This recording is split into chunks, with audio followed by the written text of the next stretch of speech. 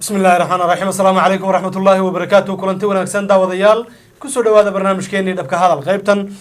waxaan ku eegi doonaa xaggee maraysa xaaladii Soomaaliya sida aan la soconaba doorashooyin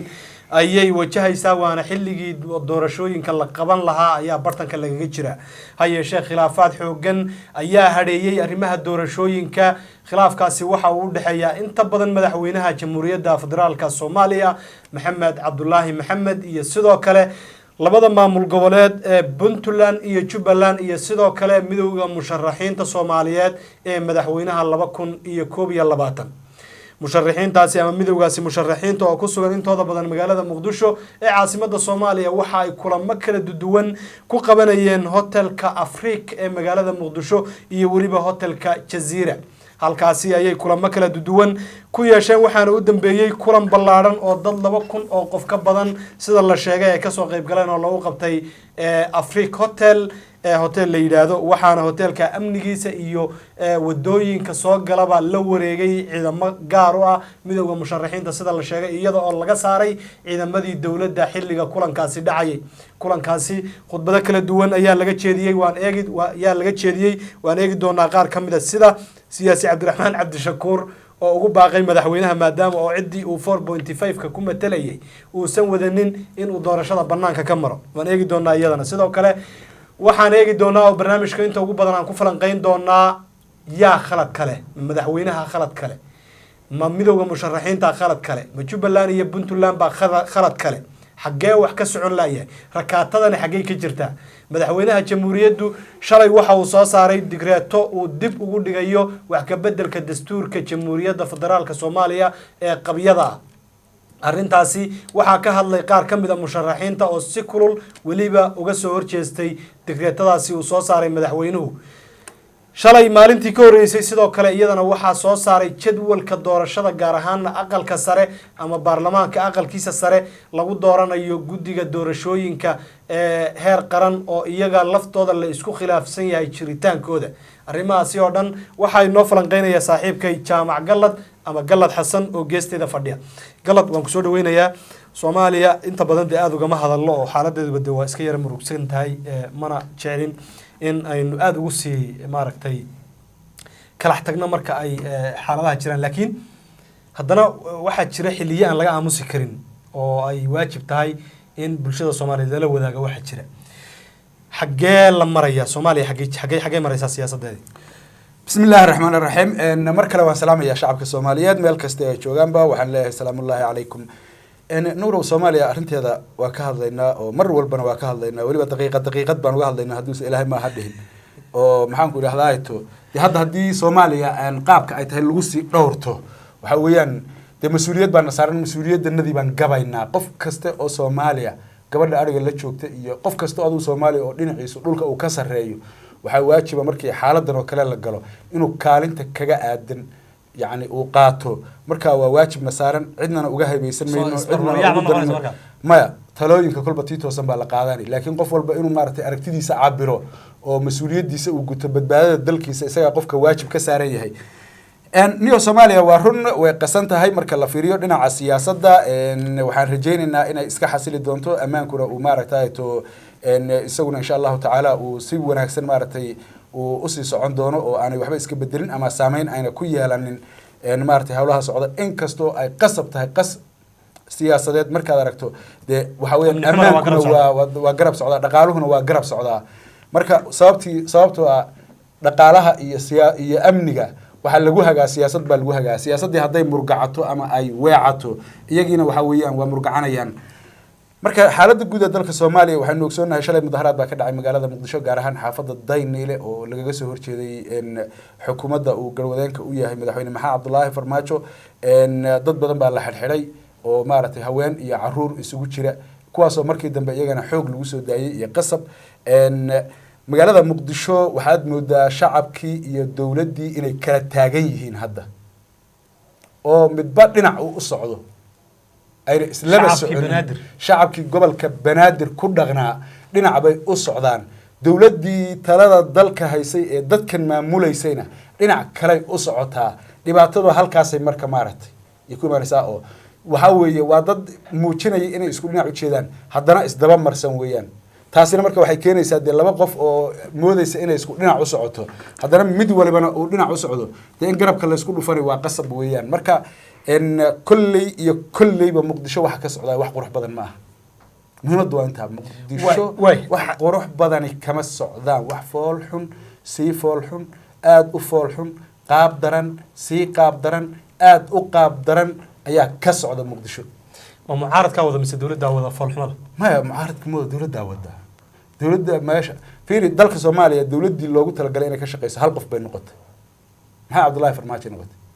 isagaa askariya isagaa maxaan ku idhahdaa madaxweyne ah isagaa traafika ah isagaa canshuur qaada ah isagaa maxaan ku idhahdaa agaasimihii aeroboortka ah dekadii isagaa agaasimo ka ah maxaan maareeye ka ah tiyaatarkii qaranka isagaa maamulo oo maareeye ka ah maxaan ku idhahdaa radio muqdisho isagaa raba inuu ka dhex hadlo telefishinkii isagaa raba inuu weriye ka noqdo yacni wax walba waxa weeyaan waa madaxweyne maxamed cabdullahi lagamana koreeyo lagamana hooseeyo waa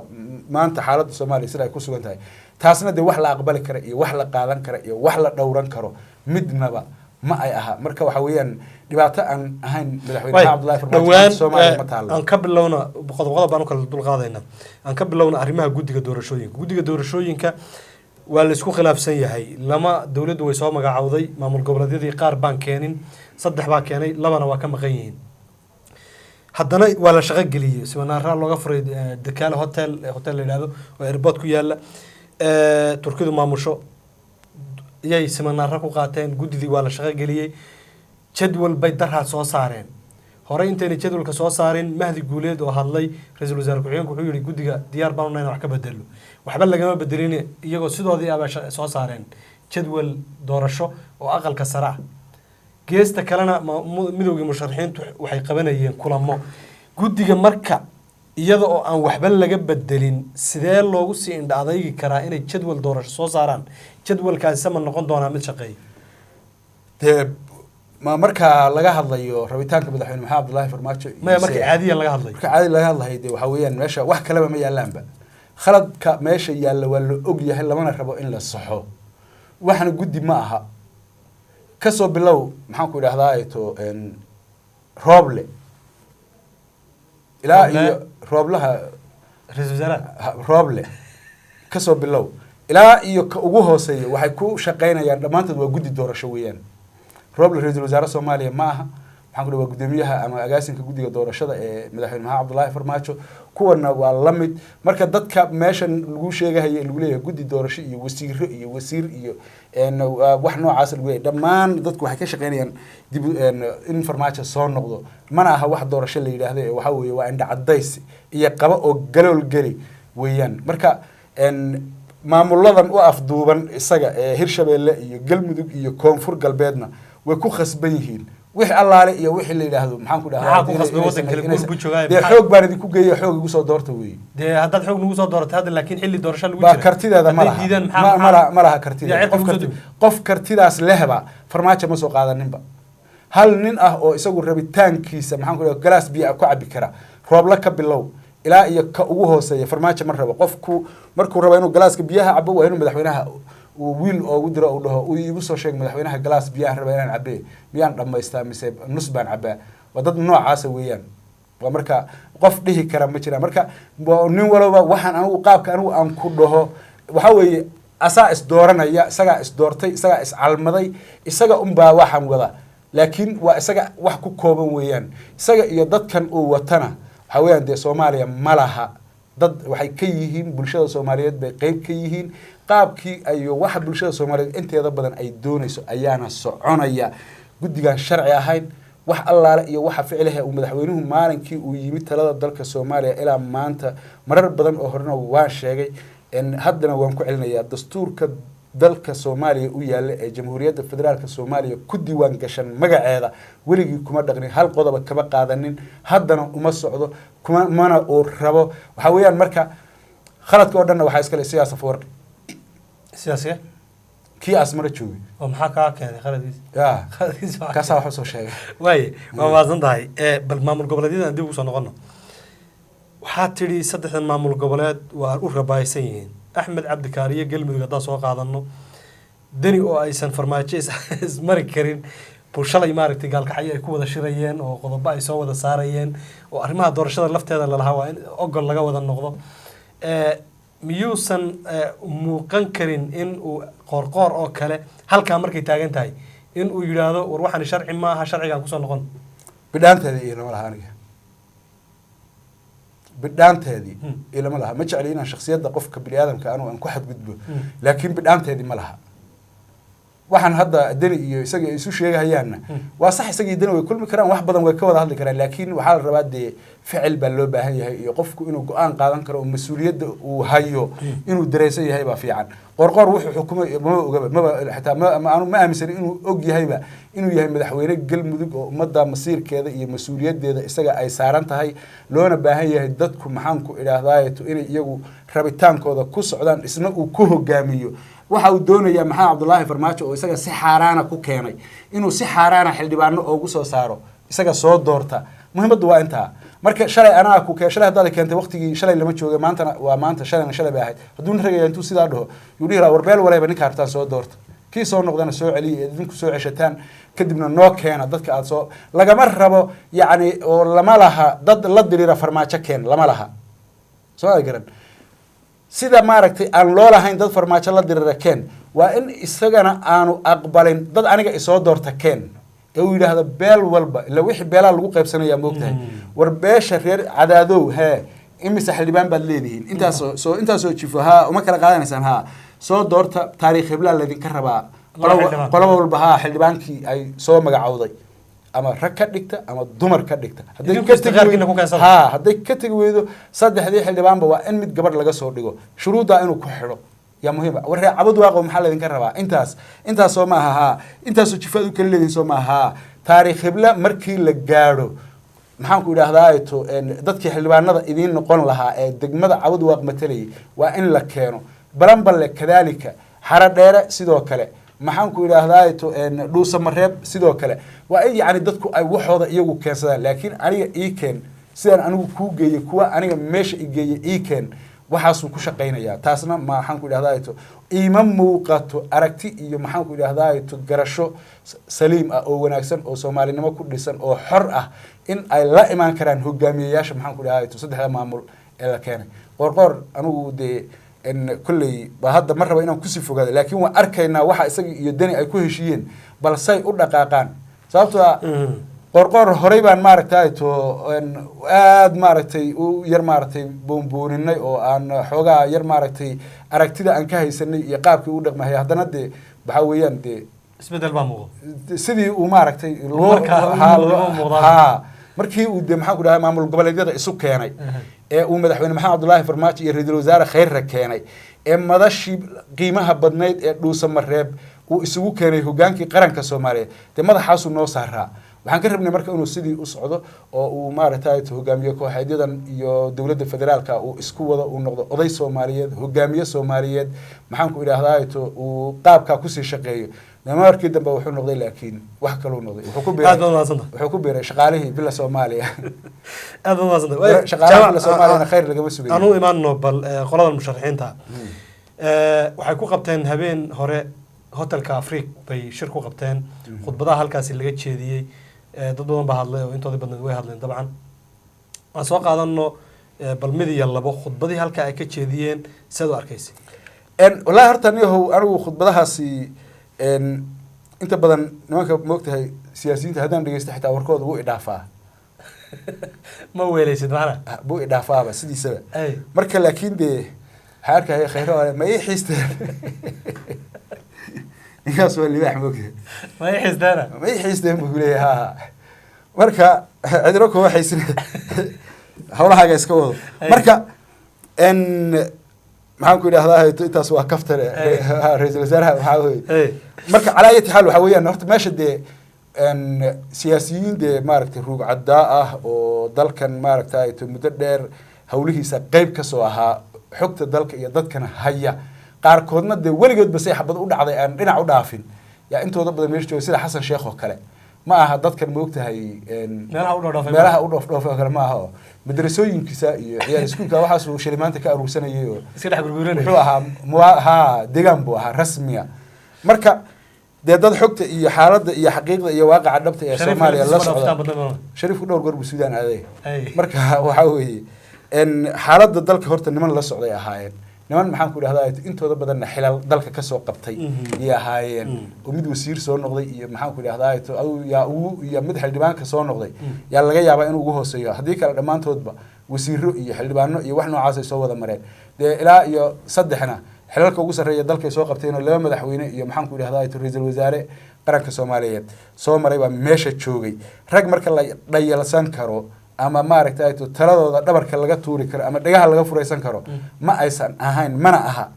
oo ilaa iyo hadda waxaan aaminsanahay iyagu farta ay doonaan inay xamar ka qori karaan not maaragtay cid kale siyaasiyiintii meesha isugu timid luqadda iyagu ay doonaan haddii ay hadda amraan in maxaan ku idhahdaa afka ruwandiiska lagaga hadlo Muqdisho waa lagaga hadlay madaxweyne Farmaajo uu ku khasbay yahay inuu isna maaragtay luqadda ku hadlo dad la dhayalsan karo ma ahayn cabdiraxmaan cabdishakuur aan balyar dul istaagna hogaamiyaha wada jir wuxuu yidhi dabcan khudbad aad hoolka u gilgishay buu jeediyey waxyaabihii uu yidhi waxaa ka mid ahaa madaxweyne Farmaajo hadduusan Puntland iyo Jubbaland wadanin oo labadiiba uu la dagaalamay dee beeshiisii buu la dagaalamay meeshana beelbeel baa doorashada lagu galaa oo 4.5 baa lagu jooga maxaa noo sheegi marka doorashadan ha noo daayo banaanka ka maray beeshiisii ma watee annaga iyo maaragtay digli midifla doorashada galayde dee horta waa marka dhinac laga fiiriyo waa run oo markii xaqiiqda laga hadlayo Soomaaliya waa 4.5 waaye sanduuq dhexda la dhigayo oo la leeyahay walba carafkaaga qaad la leeyahay horta meesha ma yaalo baana marka dhinacaad ka fiirisana dee waa arrin suuragal weeyaan sababtoo ah dadnaan beeshiisiiba wadanin in Soomaaliya 4.5 wax ku qaybsatay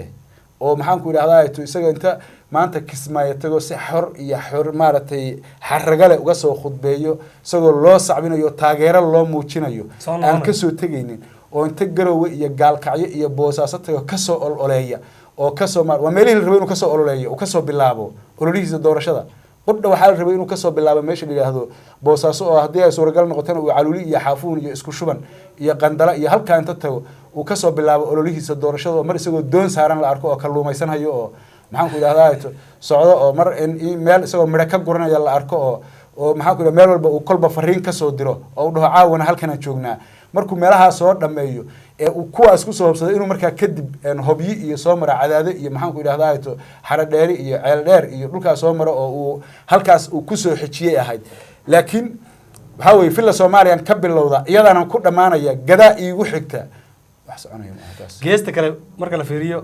dadka aad u taageersan madaxweynuhu waxay leeyihiin madaxweynuhu waxaad sheegaysaanba yaa taageersan ikad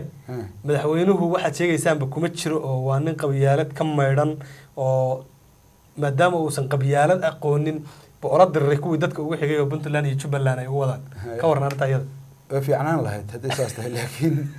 hal la qabyaaladu isay ka bilaabataa kuna dhamaataa madaxweyne ka qabyaalad badan dalka ma soo marin hadduu qabyaalad badan yahay muxuu la dagaalamay kuwii heli ugu xigay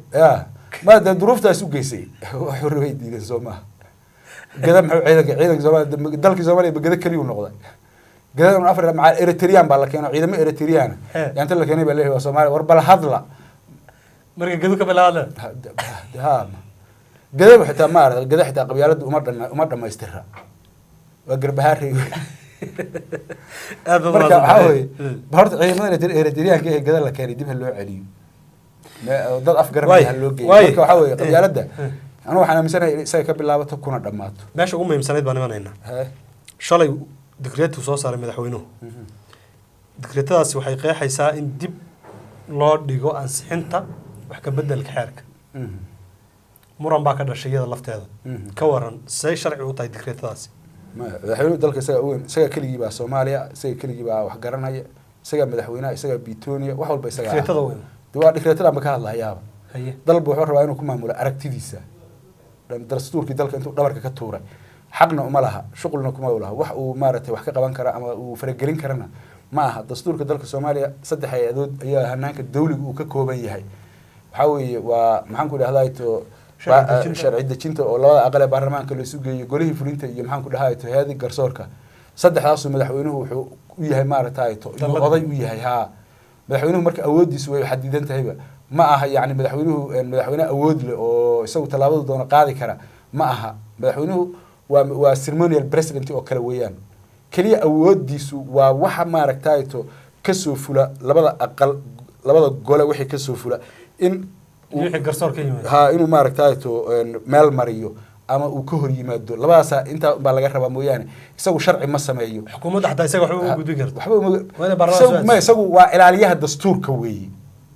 madaxweynaha Soomaaliya waa ilaaliyaha dastuurka talada dalka Soomaaliya waxa uu ku leeyahay waa laba meelood oo kaliya soo magacaabida ra'iisul wasaaraha qaranka Soomaaliyeed ma aha ra'iisul wasaare uu farmaajo leeyahay soo magacaabida ra'iisul wasaaraha qaranka Soomaaliyeed iyo taliyaha guud ee ciidanka dalka ama ciidanka qalabka sida ee Soomaaliya labada xil buu ka iyo maaragtay labada awood buu leeyahay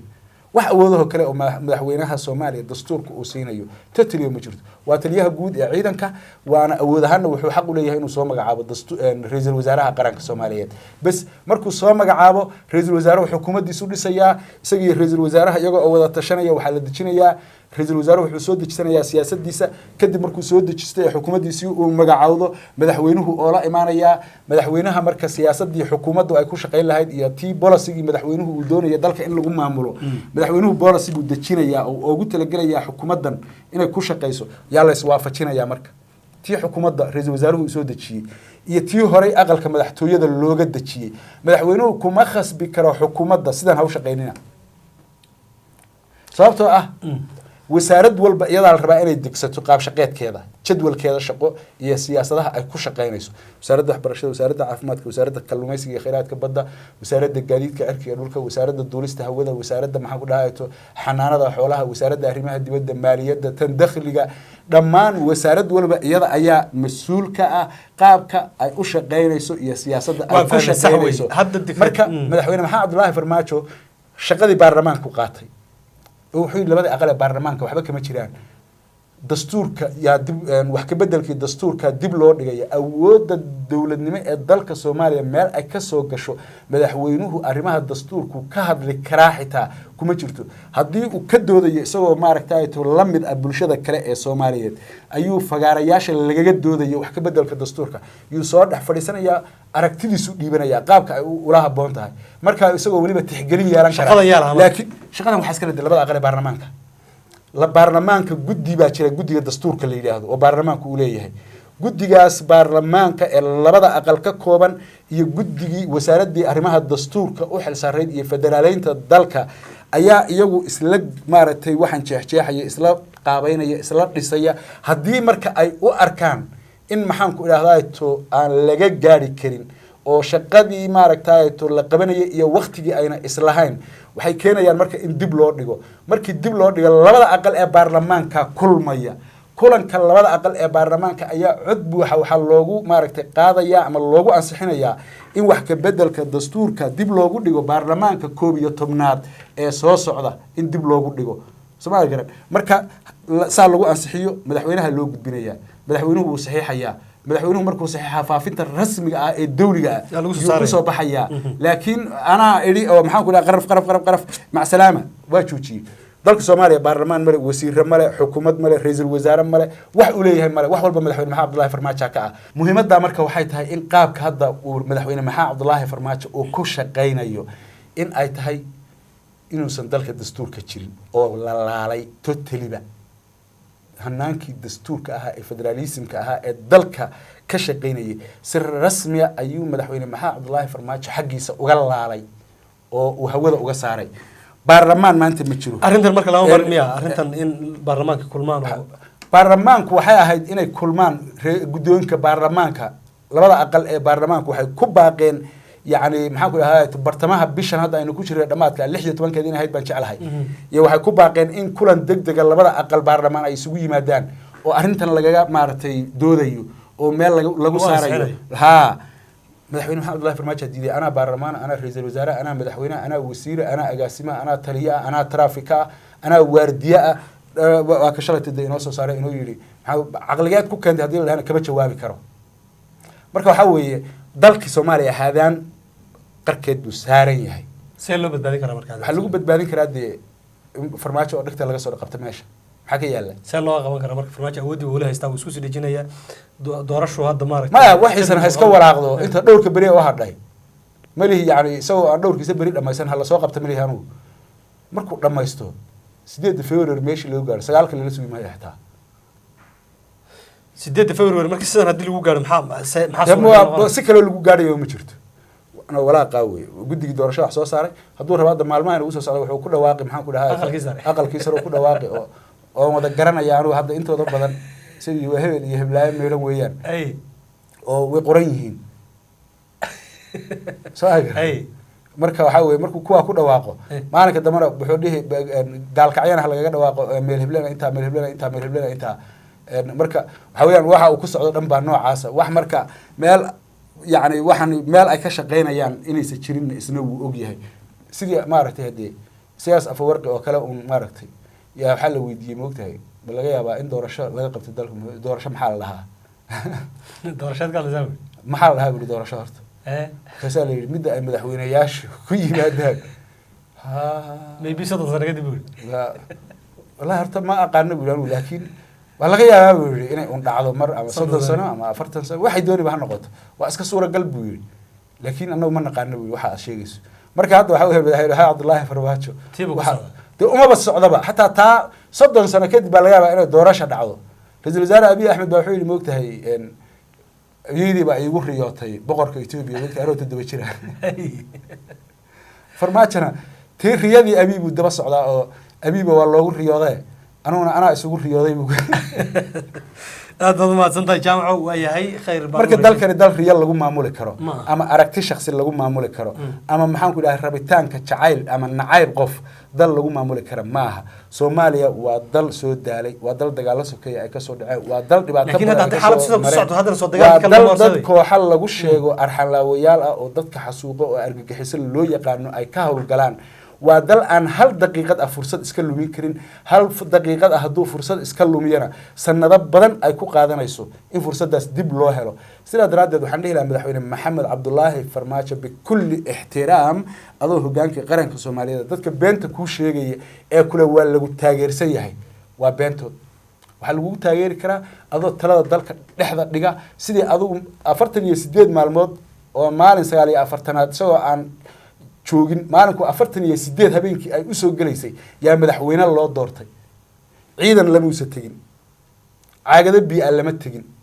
maxaan ku baabuur lama tagin maxaan ku yiraahdaa digsiya lama imaanin kanigi isagoo ah oo boorso yar wata uu ka degay meesha Soomaaliya garan dalkii dhamaad taladiisii baa loo dhiibay waa loo soo baxay waa loo maartay dabaal degay Soomaaliya oo dhan baa meel kaste maartay uga dabaal degtay ixtiraamkii qadarintii qiimihii iyo sharaftii iyo karaamadii ummadda Soomaaliyeed ay ku huwisay ee adigoo aan waxba ahayn ay cirka ku geeyeen hadaad arki weydo oo aad ugu yaraan ugu abaalgudi weydo dhiigooda inaadan daadinin in naftooda aad badbaadiso anigu ma garanayo wax laga ixtiraamayo markaad adigu ixtiraam muujisaa lagu ixtiraami talada dalka dhulka dhig ummadda Soomaaliyeed bay ka dhaxaysaa haday ku doortaan halkii ka sii wad walaaqa waxaaga hadaan lagu dooran Soomaha isaga tag hadhibi dadka hadhibi ha laakiin inda cadays maxaan ku idhaahdaa siyaas Afwerqi iyo Abiy baan ka xumahay nimankaas dawladda dhisan oo aan maxaan ku idhaahdaa to burburin iyo mas'uul ka yihiin mid isaga dalka waa la dhashay inuu la dhintana waa laga yaabaaba siyaas Afwerqi ha oo la dhashay dalka waa madaxweynihii koobaad dalka Eritrea 15 sano wuxuu soo ahaa hogaamiyaha EPLF buu soo ahaa jabhadii dalka marka madaxweyne Eritrea oo kale ma bijiro isaga ugu horeeyay uguna dambeeyay kulli hadda jooga inuu dambeyn doono in kalma aad baad mahadsan tahay jaamac waayahay waa mahadsan tahay intaas ayaan daawadayaal ku gabagabeynayna barnaamijkan aan kaga hadlaynay arrimaha Soomaaliya waan rajaynayaa in madaxweynuhu baqyada kala duwan uu dhageysan doono iyo siyaasiyiinta iyo shacabka kala duwan